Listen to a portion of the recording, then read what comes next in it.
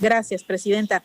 Compañeras y compañeros legisladores, un político estadounidense afirmó que en una época de presupuestos ajustados se tienen que tomar decisiones difíciles. Debemos asegurarnos de que los limitados recursos se gasten en prioridades y no deberíamos tener prioridad mayor que nuestros hijos y su futuro. Cierro la cita. Siguiendo este criterio, son evidentes que las prioridades de este gobierno, lejos de ser el futuro de las siguientes generaciones, son el despilfarrar los recursos en megaproyectos que son obras faraónicas, inviables y que pronto quedarán sin utilidad, en detrimento de otras funciones indispensables con las que sí debe cumplir el Estado mexicano, máxime en época de crisis. Desafortunadamente hay muchos ejemplos de tales funciones que han quedado en la orfandad de la indiferencia gubernamental y en la marginación de la cerrazón. Pero me voy a referir específicamente a dos funciones esenciales, que es, por un lado, la atención a las víctimas del delito y a las víctimas de derechos humanos, así como a la procuración e impartición de justicia.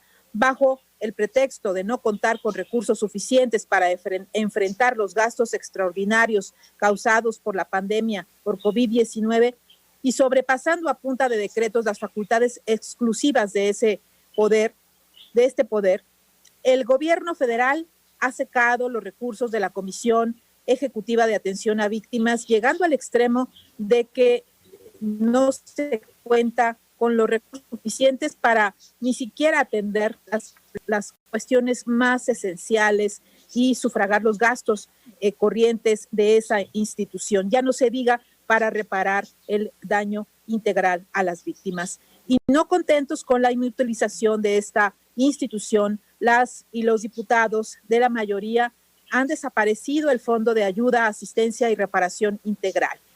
La Comisión Ejecutiva de Atención a Víctimas solicitó a la Secretaría de Hacienda y Crédito Público una asignación de 2,495 millones de pesos, lo que representaba un aumento con respecto del ejercicio anterior, principalmente para subsanar los recursos perdidos en el Fondo de Ayuda, Asistencia y Reparación Integral. Pero la Secretaría de Hacienda hizo oídos sordos a esta legítima petición para dar atención a las víctimas y el presupuesto contemplado representa una reducción, no un aumento del 1.4%. La frialdad de los números vistos en una base de datos impide ver el alcance de la trascendencia de esta decisión.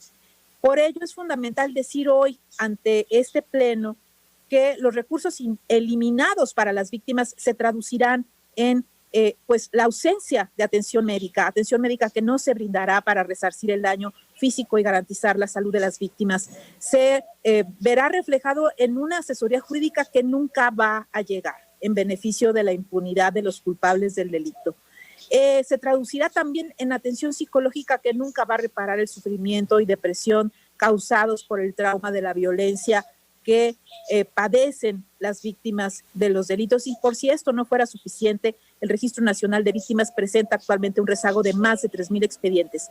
Pero detrás de cada uno de estos expedientes hay una historia de desesperanza, de rabia, de resignación, de personas de carne y hueso que se enfrentan a oficinas cerradas, de llamadas de auxilio que nunca son contestadas, de historias que no son atendidas y refuerzan la idea de un Estado que no sirve y no da justicia. Y lo digo con toda claridad, la desaparición del presupuesto para las víctimas, el gobierno federal y los diputados que voten a favor de este presupuesto, porque eliminar los recursos para las víctimas será revictimizarlas.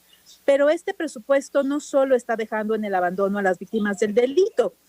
En medio de una de las crisis de impunidad y violencia más graves que ha vivido nuestro país, se plantea reducir recursos a las instituciones de procuración e impartición de justicia con un recorte de 1,130 millones de pesos al Poder Judicial de la Federación y más de 70 millones de pesos a la Fiscalía General de la República, así como la Comisión de Presupuesto y Cuenta Pública demuestra un completo desdén también por el trabajo legislativo de otras comisiones, pues en el caso concreto de la Comisión de Justicia, esta emitió una opinión favorable al incremento de recursos para las instituciones de procuración e impartición de justicia, haciendo énfasis en la necesidad de prever recursos para adaptar las condiciones institucionales que permitan garantizar acceso a la justicia, como las propias instituciones lo dijeron ante integrantes de la propia comisión. Por eso el dictamen que hoy está en discusión hace oídos sordos de la opinión emitida y sin justificación alguna retira los recursos solicitados por las propias dependencias. Por ello, propongo a esta soberanía modificar lo previsto en relación con el anexo primero para eliminar estos megaproyectos o reducirlos y destinarlo a fortalecer las capacidades del Estado mexicano en materia de atención a víctimas y de procuración e impartición de justicia. Es lo menos que puede hacer el Estado mexicano en una situación como la que enfrentamos el día de hoy. Es cuanto, Presidenta. Muchas gracias, diputada Ortega Martínez.